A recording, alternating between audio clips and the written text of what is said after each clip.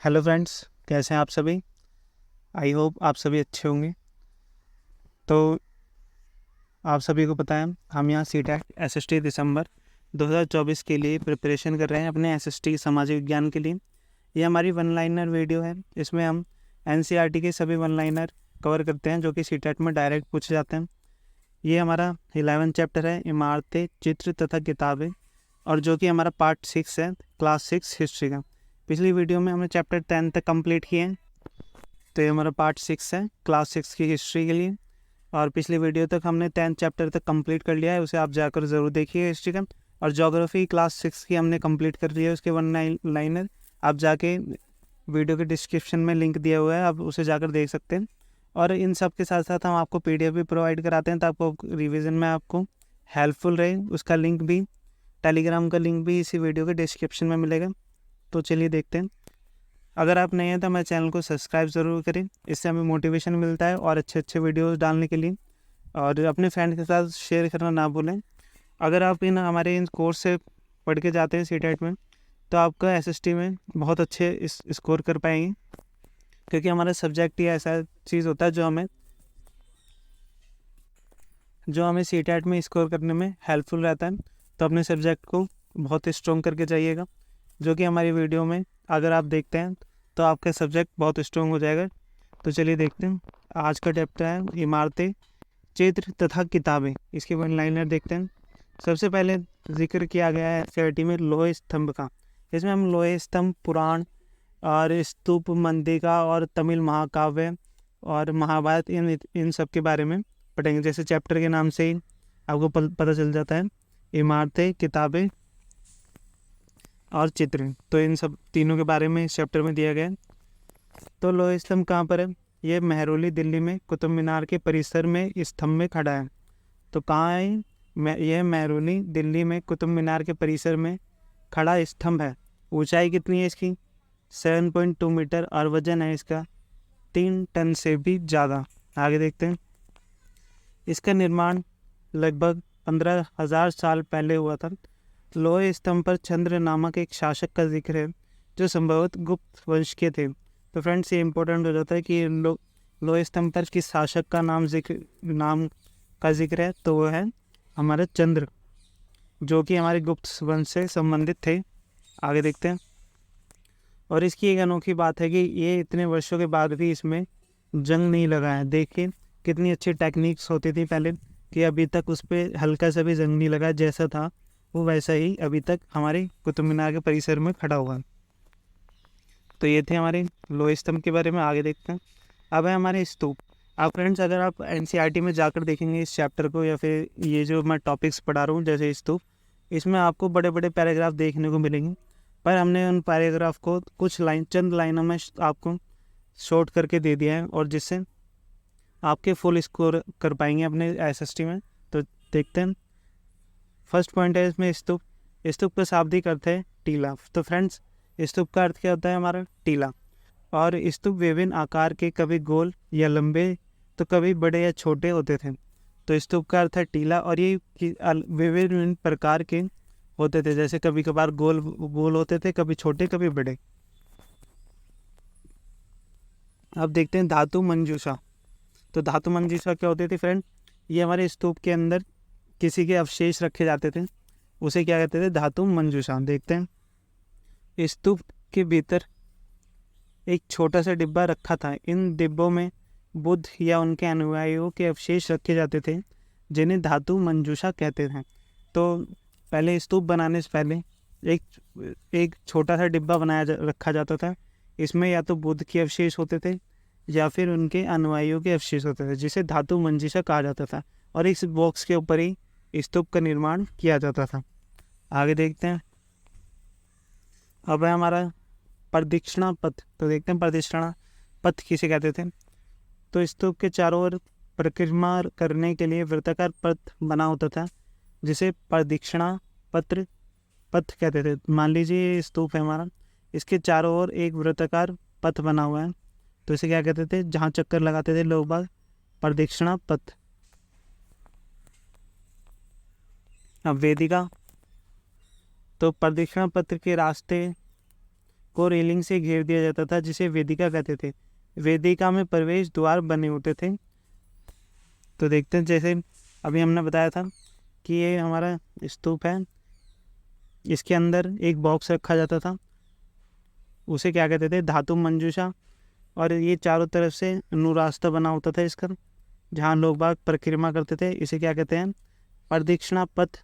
और इसके आसपास ही रेलिंग बनी होती थी ऐसे करके, जिसमें अंदर जाने के लिए द्वार बने होते थे। तो उसे क्या कहा जाता था, उसे कहा जाता था वेदिका। और सांची का स्तूप कहाँ पर है, मध्य प्रदेश में स्थित है। आई होप आपको समझ में आ रहा होगा। नेक्स्ट, अब हम मंदिर के बारे में बात करते हैं। मंदिरों में क्या महत्वपूर्ण था या फिर क्या क्रियाकलाप होते थे, देखते हैं। मंदिरों का सबसे महत्वपूर्ण भाग गर्भगृह होता था। तो फ्रेंड्स, गर्भगृह इतना महत्वपूर्ण क्यों होता था, क्योंकि इसी में सभी महत्वपूर्ण देवी देवताओं की आकृति बनी होती थी, जिसे गर्भगृह कहा जाता था। गर्भगृह में मुख्य देवी या देवताओं की मूर्ति को रखा जाता था और इस स्थान पर पुरोहित धार्मिक अनुष्ठान करते थे और भक्ति पूजा करते थे। तो समझ गए होंगे आप कि गर्भगृह जैसे मंदिर का अंदर वाला पार्ट होता है जिसमें मेन मूर्तियाँ रखी रहती हैं। ये दोबारा स्लाइड रिवाइज हो गई है। और अधिकतर मंदिर पे मंडप नाम की एक जगह होती थी।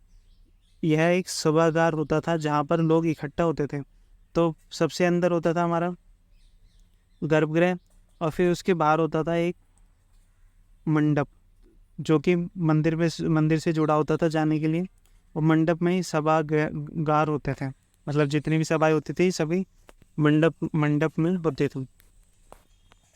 नेक्स्ट, भीतरगांव का मंदिर उत्तर प्रदेश में स्थित है। फ्रेंड्स, ये एक्स्ट्रा इन्फॉर्मेशन आती है जो कि हमारे बॉक्सेस में दी होती है, तो हमने वो सब भी कवर किया हुआ है, जिसकी वजह से आपको एनसीईआरटी पढ़ने की कोई आवश्यकता नहीं है, ना ही कोई सीटेट के लिए पेड बैच लेने की आवश्यकता है, क्योंकि हमने इस पर एक एक पॉइंट कवर किया है जिससे आपका कोई भी प्रश्न छूटे नहीं। अब देखते हैं मंदिरों में महाबलीपुरम के एकाश्मिक मंदिर देखते हैं। इनमें से प्रत्येक मंदिर को एक ही विशाल पहाड़ी को तराश कर बनाया गया है, इसलिए इन्हें एकाश्म कहा गया है। तो महाबलीपुरम के मंदिरों को एकाश्म क्यों कहा गया है, क्योंकि एक बहुत ही बड़े पहाड़ या फिर पहाड़ी को तराश कर एक ही तराश बनाकर दिया गया है, जिसे एकाश्म कहा गया है। आगे बढ़ते हैं। अब देखते हैं तमिल महाकाव्य के बारे में कुछ। पहला है हमारा शिल्पदिकारम। तो ये वाला हमारा तमिल महाकाव्य है। इसकी रचना की थी इलांगो नामक कवि ने, और इसमें कोवलन नामक एक व्यापारी की कहानी है। तो शिल्पदिकारम में क्या है, तो ये इलांगो के द्वारा रचित की गई है और इसमें कोवलन नामक एक व्यापारी की कहानियाँ हैं। और दूसरा हमारा तमिल महाकाव्य है मणि मेखलई। तो आप इन दोनों को याद रखिएगा क्योंकि दो ही दिए गए हैं इसमें। इसकी रचना 1400 साल पहले सतनार द्वारा की गई। पूछा जा सकता है कि निम्नलिखित में से मणि मेखल की रचना किसने की, तो हमारा आंसर रहेगा सतनार। और इसमें कोवलन तथा माधवी की बेटी की कहानी है।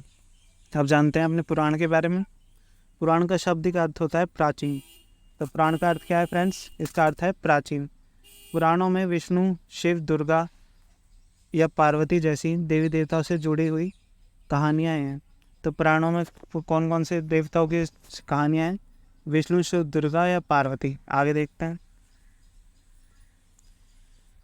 इसके अतिरिक्त इनमें संसार की सृष्टि तथा राजाओं के बारे में भी कहानियाँ हैं और अधिकतर पुराण सरल संस्कृत श्लोक में लिखे गए हैं। तो अधिकतर पुराण किस भाषा में लिखे गए हैं, सरल संस्कृत श्लोक में। आगे बढ़ते हैं। स्त्रियां तथा शूद्र जिन्हें वेद पढ़ने की अनुमति नहीं थी, वे भी इन्हें सुन सकते थे। तो पुराणों को स्त्रियां शूद्र केवल सुन सकते थे और पुराणों का पाठ पुजारी मंदिरों में करते थे। तो पुराणों का पाठ कहाँ होता था, मंदिरों में। थोड़ी मिस्टेक हो जाती है कभी कभार, आई होप आप कॉम्प्रोमाइज़ कर लेंगे। अब पढ़ते हैं 2 महाकाव्य कौन कौन से, महाभारत और रामायण। तो देखते हैं महाभारत में कौरवों तथा पांडवों की युद्ध की कहानियाँ हैं। तो महाभारत में कौन कौन किस किस के युद्ध की कहानियाँ हैं, कौरवों और पांडवों की। और इस युद्ध का उद्देश्य पूर्व वंश की राजधानी हस्तिनापुर की गद्दी पर प्राप्त करना था। तो इसका उद्देश्य क्या था, महाभारत के युद्ध का हस्तिनापुर की गद्दी पर राज करना। नेक्स्ट, ये करीब 1500 साल पहले लिखी गई। पुराण और महाभारत दोनों ही महाकाव्य, दोनों ही व्यास नामक ऋषि ने संकलित किया। तो पुराण और महाभारत किसके द्वारा लिखी गई, व्यास द्वारा। और महाभारत में ही भागवत गीता भी है, तो भागवत गीता महाभारत का ही पार्ट है। नेक्स्ट देखते हैं अब हमारी रामायण। रामायण की कथा कौशल के राजकुमार राम के बारे में है और रामायण के लेखक वाल्मीकि माने जाते हैं। तो रामायण के लेखक कौन है, वाल्मीकि। कुछ अन्य पुस्तकें हैं जैसे आर्यभट्टयम। तो यह गणितज्ञ और खगोलिक शास्त्री आर्यभट्ट ने संस्कृत भाषा में लिखी। कौन सी भाषा में, संस्कृत में लिखी आर्यभट्ट ने। और इसके अनुसार दिन और रात पृथ्वी में अपनी दूरी की चक्कर काटने की वजह से होती है। तो आर्यभट्ट ने अब ये आर्यभट्टयम पुस्तक लिखी जो कि संस्कृत भाषा में थी।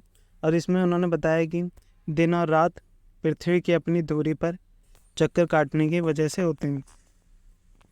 अब जानते हैं चरक संहिता। ये पूछा जाता है कि ये किससे संबंधित है, जैसे विज्ञान से संबंधित है या खगोल शास्त्र से।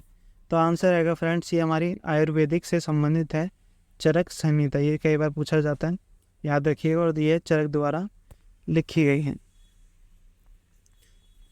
अन्य इन्फॉर्मेशन जो कि बॉक्सेस में दी गई है। तो कागज़ का आविष्कार करीब 19 साल पहले काई लून नाम के व्यक्ति में चीन में किया। तो कागज़ का आविष्कार सबसे पहले क्या हुआ, चीन में। किसके द्वारा, काई लून के द्वारा। तो फ्रेंड्स ये थी हमारी एनसीईआरटी क्लास 6 की 1 लाइनर। आज ही हमारी 6 क्लास कंप्लीट हो गई है हिस्ट्री की। तो आई होप आपको हमारी वीडियोस अच्छी लगती होंगी। अगर आप चाहते हैं हम इसी प्रकार अपनी वीडियोस लाते रहें 1 लाइनर की, जिससे आपको सीटेट एसटी में पास करने में कोई दिक्कत ना आए, तो आप फ्रेंड्स कमेंट ज़रूर करिए और लाइक करिए और अपने फ्रेंड्स के साथ शेयर करना ना भूलें। तो जल्द मिलते हैं नेक्स्ट वीडियो में।